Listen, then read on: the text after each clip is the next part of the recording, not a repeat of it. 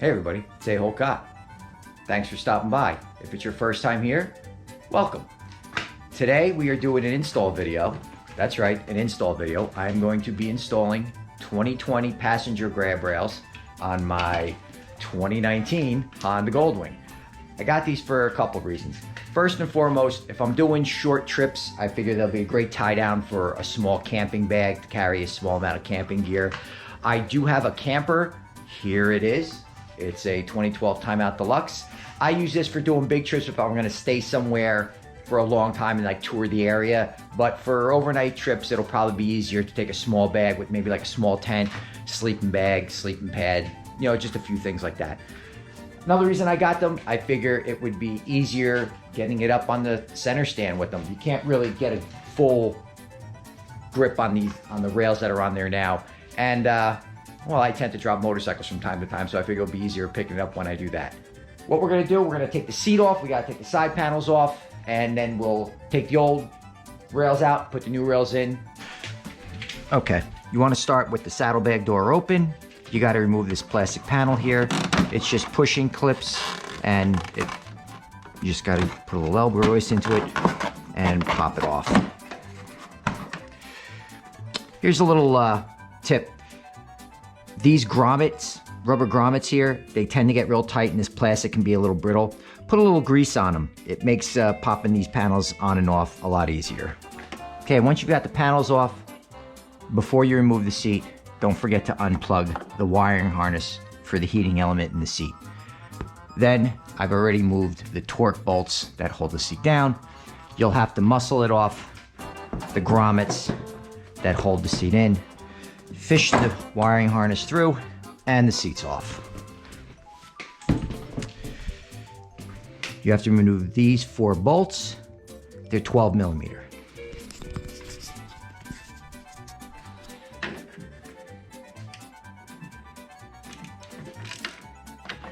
Put your hand under here to support this so it doesn't fall down and damage the bag.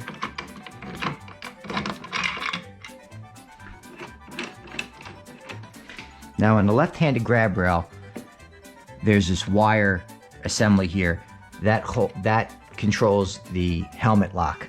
I don't know who uses the helmet lock, I've never used it, but it's here and you'll have to get it off. So you'll pop the sleeve off of there and then fish the end of the wire barrel out.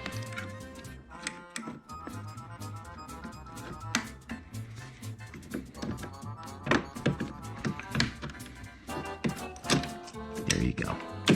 Now, unscrew the bolts. Once again, support the rail so it doesn't fall down and scratch your bag.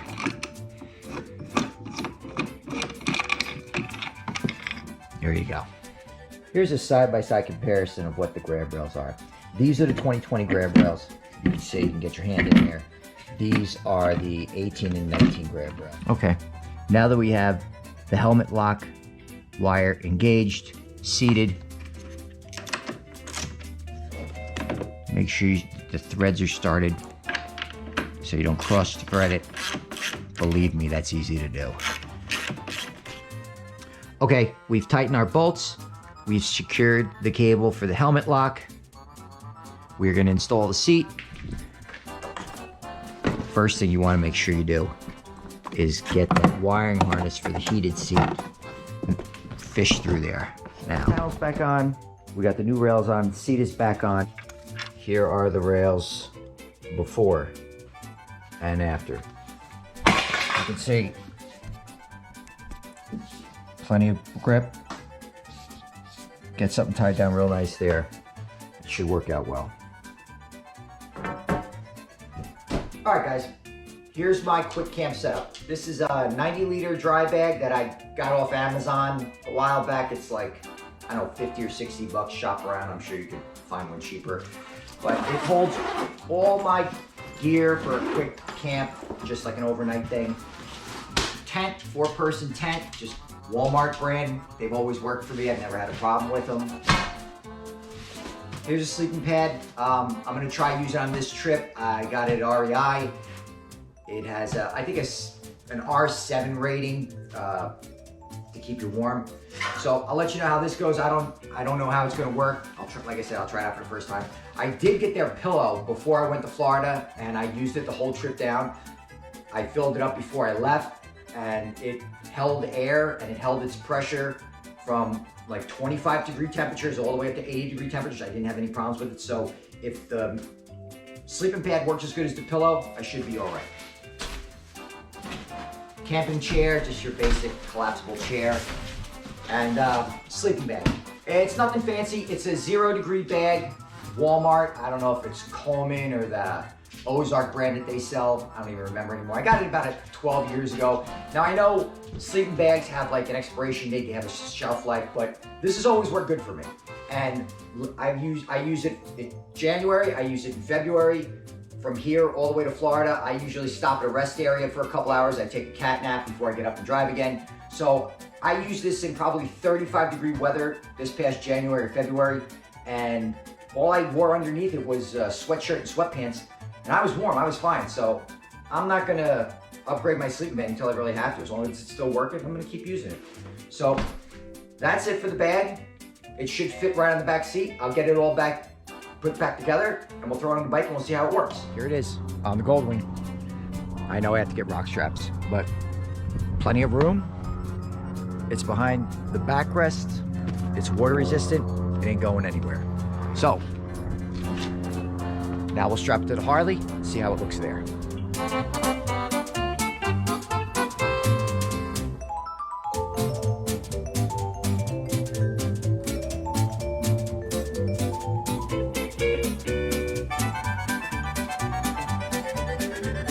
Here's the bag on the Harley. There's where it's gonna sit, tied to the handrails. I know, rock straps. But I got the handrails also, Amazon buy, under $100. Over here. Oh look, the bungee cord let go. This wouldn't happen if you had rock straps. So that's the setup, that's what it's gonna be. I'm gonna throw this stuff inside. It's nice out today. It's supposed to rain later, but I wanna get a quick ride in, so let's go for a ride. And just like that, we're out on the road. Traveling at breakneck speeds on the Harley Davidson through the Pine Barrens of New Jersey. Well, not really breakneck speeds, but you get it. So, had a lot of things going on this week. Did the install video. What'd you guys think of that? I know I gotta work on my camera angles, but you get the point. This past Tuesday, we had a snowstorm here in New Jersey. Speaking of weather was crazy this week in Jersey. It started out cold, very windy. Like I said, we had snow. It warmed up in the week. The last couple days, it was really nice.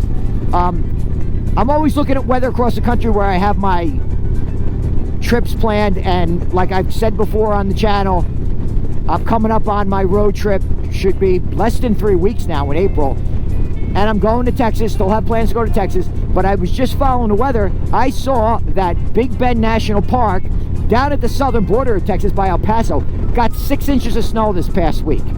I was like, are you kidding me? So I checked the weather for the current week. It's going to be in the 70s. There's even going to be a day or two with 80 degrees. And I'm like, I thought Jersey had crazy weather. That's ridiculous. I'm sure it's going to be all cleared up by the time I head out there. Stay tuned. For the first time ever, I joined a local Harley owners group motorcycle chapter. It's out of Shoreline Harley Davidson in Long Branch, New Jersey. I had planned on joining Ocean County Harley Davidson when I bought this motorcycle last fall, but I came to find out Ocean County Harley Davidson is no more. They closed. So the closest Harley dealer to me is Long Branch Harley Davidson well, Shoreline Harley Davidson, I should say, in Long Branch, New Jersey. Went up there Tuesday in the snowstorm. Wasn't expecting a big turnout. I actually thought I was going to be the only one there. But surprisingly, there was really good turnout. I mean, it was standing room only in the place. So I'm looking forward to getting involved with the chapter. Hopefully they have some big rides planned. They said they had some things coming up, and looking forward to that. Bike night scheduled for Friday, which was St. Patrick's Day. Now, I know different holidays are celebrated in different parts of the country in different ways. I can tell you, being in the Northeast, St. Patrick's Day is a big deal. Not only is it just the day, but there's events planned all month. Every weekend there's some parade somewhere. There's some kind of restaurant having some type of special on food. There's a bar having some kind of drink specials. People really go all out.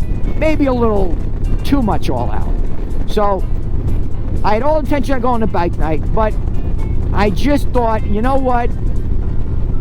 It's really a drinking holiday like New Year's Eve. There's going to be a lot of cuckoo birds on the road. I'm going to err on the side of caution and not go. Now, I'm sure it was a good time. I'm sure I missed out on a lot. So I'm looking forward to attending events in the future and seeing where this thing goes. So if this is your first time here and you like what you see, subscribe. Why not? It's free. It's not costing you anything. Stick around. You might see something good. Everyone else, I'll see you next time. Thanks for stopping in.